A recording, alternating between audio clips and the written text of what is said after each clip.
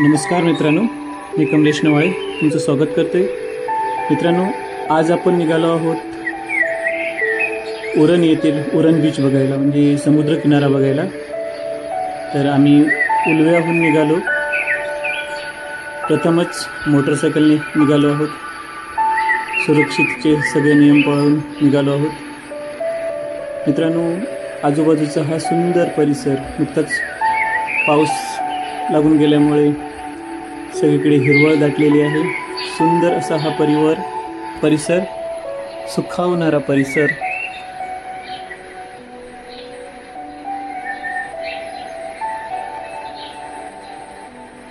जाणारे रस्तेही सुंदर आहेत, जे उरणकडे जाणारे रस्तेही सुंदर आहेत, प्रशस्त असे हे रस्ते आहेत।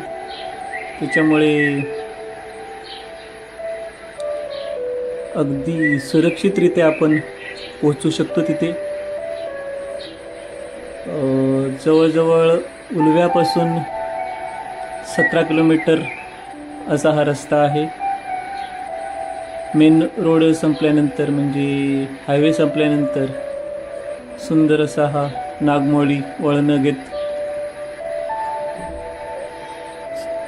जाणार हा असा रस्ता। तिथे पोचल्यानंतर तेथील निसर्ग हा सुखावणारा आहे, मनाला आनंद देणारा आहे। आपण पाहू शकता सगळीकडे दाटलेली हिरवळ, हिरवीगार झाडे, माडाची झाडं, सुंदर अशी ही झाडं, वाहणारे ओढे आपल्याला अगदी सुखाची अनुभूती देणारी आहेत। आपण पाहू शकता आकाशात विहार करणारे पक्षी, निरभ्र असे हे आकाश, कापूस पिंजून ठेवल्याप्रमाणे वाटणारे असे हे ढग, आजूबाजूचा सुंदर परिसर,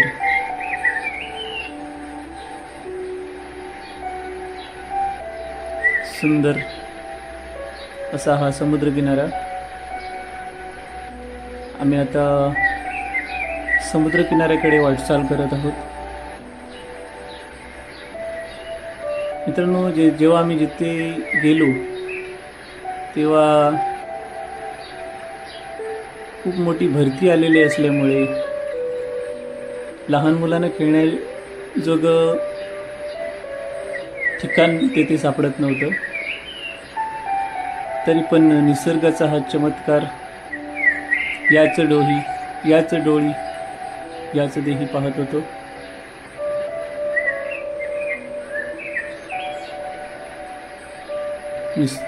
समुद्राच्या अवाढव्य अशा लाटा मन मोहून टाकणारं होतं।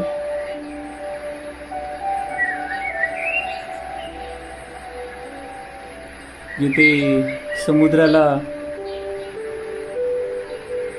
आकाश मिळतं असं एक क्षितिज, सुंदर असं क्षितिज। यावरून मित्रांनो, मला एक लहानपणची आपल्या पाठ्यपुस्तकात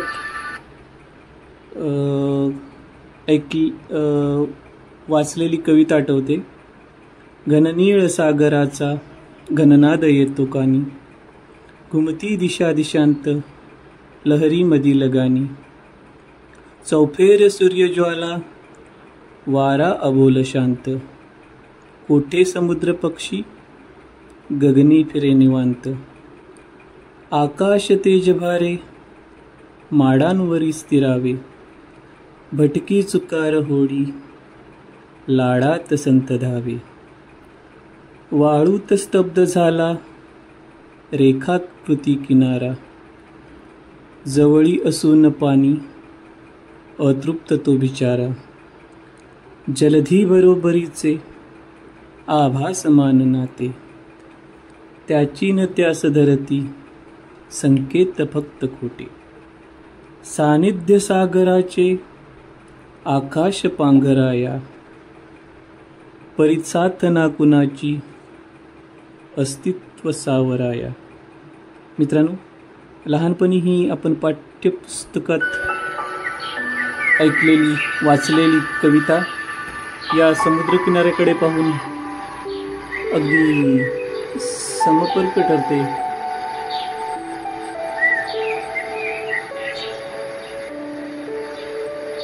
सुंदर असा समुद्रकिनारा आणि त्या भोवतालचा सुंदर असा हा परिवार अगदी सुखावणारा असा आहे.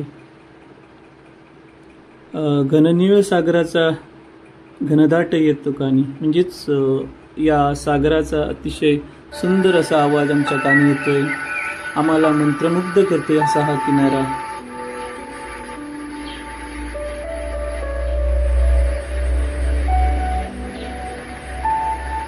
अस्ताला जाणारा सूर्य, सोनेरी झालेलं पाणी यांचा विलोभनीय असा हा नजारा, डोळ्याचे पारणं फेडणारा असा हा नजारा.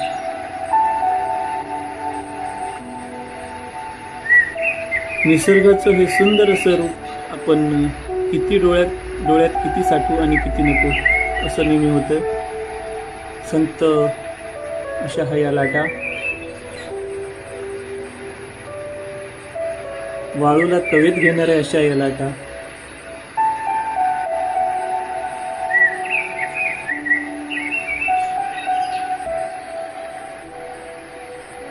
सुंदर असा हा समुद्रकिनारा. याच समुद्रकिनाऱ्याकडे पाहूनच श्री स्वतंत्रवीर सावरकरांना आपल्या मायभूमीची आठवण झाली होती. ने मजसीने परत मातृभूमीला असे या सागराला स्वतंत्रवीर सावरकर सांगत होते. आणि असंच काही आपल्या मनात या सागराकडे पाहून अगदी मन दाटून येतं. आपल्या प्रियजनांची आठवण, आपण मित्रमैत्रिणी, सहपरिवार यांची आठवण. मित्रांनो, आज आम्ही येथे सहपरिवार आलो होतो, त्याच्यामुळे आमच्यासाठी हा खास सुंदर असा हा अनुभव होता.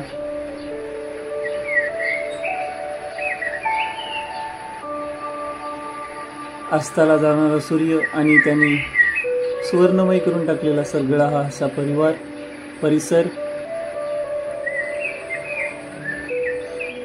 वाळूला हळूवार स्पर्श करणाऱ्या या लाटा, त्यात सुंदर अशा वाळूमध्ये बागडणारी मुलं, मोठी माणसं, लहान माणसं, सर्वजण आनंद घेत होते. आमची ही शकुली आज पहिल्यांदाच असं काही अनुभवत होती. पहिल्यांदाच समुद्राच्या पाण्याची मजा घेत होती. सभोवतालचा परिसर पाहून तीही अगदी मंत्रमुग्ध झाली होती. सृष्टीची विविध रूपं इथे आपल्याला पाहता येतील. अक्राळ विक्राळ, शांत, या लाटांचं अक्राळ विक्राळ रूप, समोर डोलणारी होडी, उदयाला येणारा चंद्र आणि अस्ताला जाणारा सूर्य यांचं एकाच वेळी दर्शन आपण घेत होतो. कोणाचा तरी उदय होण्यासाठी कोणाला अस्ताला जावंच लागतं. त्याप्रमाणे एक अनुभूती होती.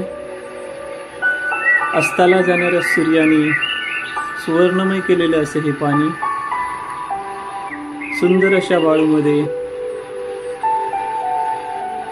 प्रेमाने लाडाने खेळणारे हे सगळे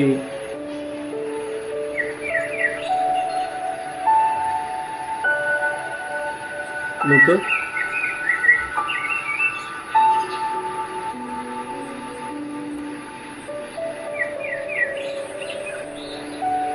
आजूबाजूचा सुंदर असा हा परिसर,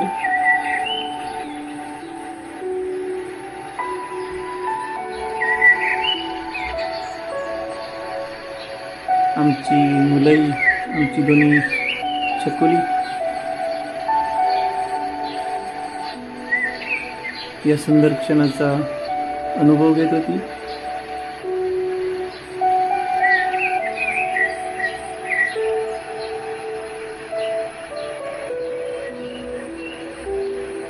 निरभ्र असं हे आकाश, अस्ताला जाणारा सूर्य आणि त्याच्या सोनेरी उन्हात न्हावून निघालेले सगळे पर्यटक, त्यांचा सुंदर असा हा मिलाप होता. पाण्यात मजा करणारी मुलं आणि त्यांना सांभाळणारी त्यांचे आई वडील, सगळेच आपल्या या सोनेरी क्षणांचा आनंद घेत होते. सृष्टीचे सौंदर्य जणू कॅमेऱ्यातही मावत नव्हते.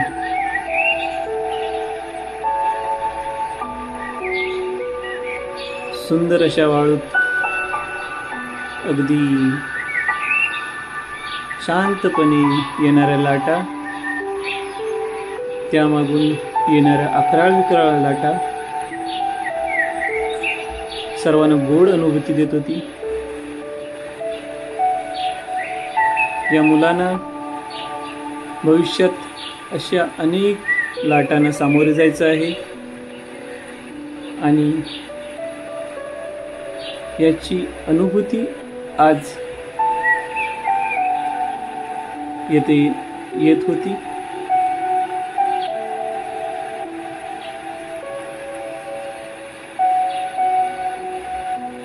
उंच अशा लाटांमध्ये समोर डोलणाऱ्या होड्या,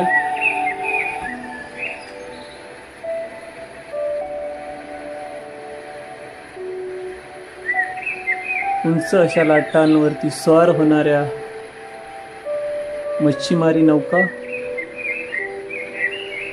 सर्वांसाठी असे खडतर आव्हानं होती. पण या आव्हानांना मात करत आपला दर्याचा राजा मच्छीमारी करत असतो.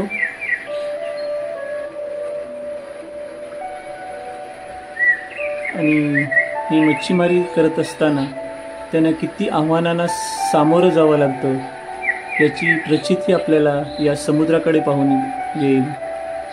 आज समुद्र इतका खवळलेला नाही, पण जेव्हा वादळ वारे येतात तेव्हा अतिशय अक्राळ विक्राळ रूप असं धारण करत असतो. आज शांत वाटणाऱ्या या लाटा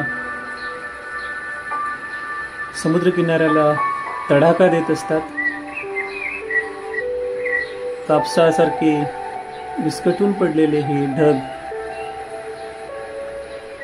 धो धो बरसत असतात.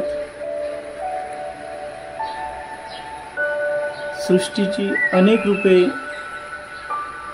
सृष्टी आपल्या करामतीतून दाखवत असते. त्याचे चांगले वाईट परिणाम आपल्याला भोगावे लागतात. सृष्टी एका हाताने देत असते तर दुसऱ्या हाताने घेतही असते. आपण पाहू शकता लाटांवरती स्वार होणारी ही होडी कितीही आव्हाने येऊन देत, कितीही परकीय आव्हाने येऊन देत त्यांचा सामना करत आहे. माणसाच्या आयुष्यात अनेक संकटे येतात आणि त्या संकटांना न घाबरता सामना करावा ही शिकवण ही होडी आपल्याला देत आहे. आपण पाहू शकता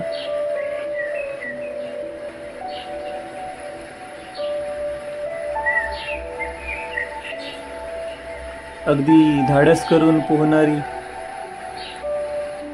इथे मुलं आहेत.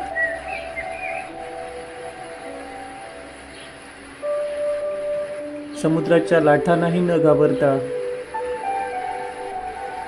या समुद्राला कवेत करून घेण्यासाठी, या समुद्राच्या लाटांशी दोन हात करण्यासाठी उभं राहिलेली ही मुलं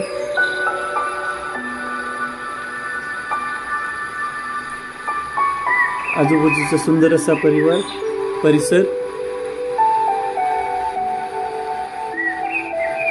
आणि अतिशय लाघवी दृश्य असलेला हा परिसर लहान मुलांपासून मोठ्या मुलांपर्यंत, मोठ्या माणसापर्यंत सगळेजण आपल्या या सुंदर क्षणाचा आनंद घेत असताना जीवनात अनेक संकटे येतात आणि त्याचा सामना कसा करावा हे इथे आपल्याला दिसून आलं. मित्रांनो, या समुद्र किनाऱ्यालगतच एक छोटं मंदिर आहे. या मंदिरात आम्ही आलो होतो, पण आम्हाला यायला उशीर झाल्यामुळे हे मंदिर बंद झालं होतं. तरी पण हा आजूबाजूचा परिसर निहाळत, आजूबाजूच्या परिसराचा, निसर्गाचा आनंद घेत आम्ही येथपर्यंत पोचलो होतो. मित्रांनो, जर तुम्ही कधी या परिसरात आलात तर या परिसराला नक्की भेट द्या. जीवनाच्या या धावपळीच्या जगात तुम्हाला सुखावह क्षण नक्की मिळतील. मित्रांनो, हा व्हिडिओ तुम्हाला आवडला तर नक्की शेअर करा, लाईक करा, सबस्क्राईब करा. आपण पाहू शकता बाजूचं सुंदर मंदिर असं, पण आम्हाला थोडा वेळ झाल्यामुळे आम्ही ते आतमध्ये जाऊ शकलो नव्हतो. मानकेश्वर मंदिर आणि त्याच्या आजूबाजूचा सुंदर असा परिसर, हिरवागार असा परिसर, मंदिराच्या समोरील दीपस्तंभ, सभामंडप आणि मंदिराच्या बाजूलाच असलेलं एक नैसर्गिक तलाव आहे. तलावाच्या शेजारील सुंदर अशी झाडं,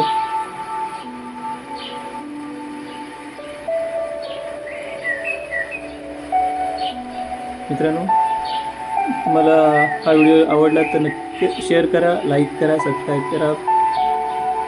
धन्यवाद. असंच प्रेम असू द्या.